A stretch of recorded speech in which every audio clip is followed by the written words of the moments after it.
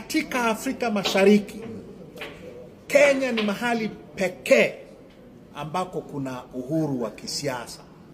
Hapa mtu akisimama na kumkosoa rais, haletewi watu wakuja kumkamata na kumpoteza kama ilivyo kwenye nchi zingine majirani zetu.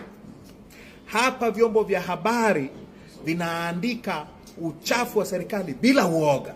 Hakuna kufungiwa magazeti, hakuna waandishi wa habari kutishwa. Majirani zenu hatuko hivyo.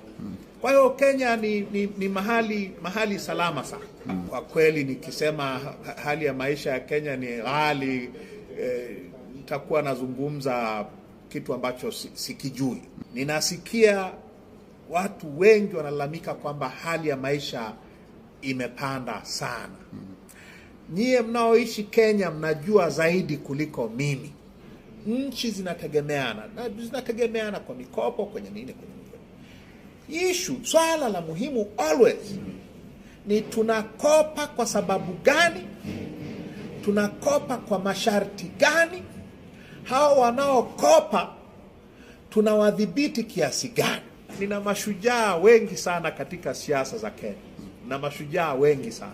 Kwa mashujaa wangu ni wale walioitoa Kenya kwenye utawala wa giza wa chama kimoja na kuileta kwenye demokrasia yenye katiba mpya. Wako wengi sana. Natamani siwezi nikataja mmoja au 10, wanahitaji kutendewa haki wote. Nchi hii ina mashujaa wengi sana wa kisiasa.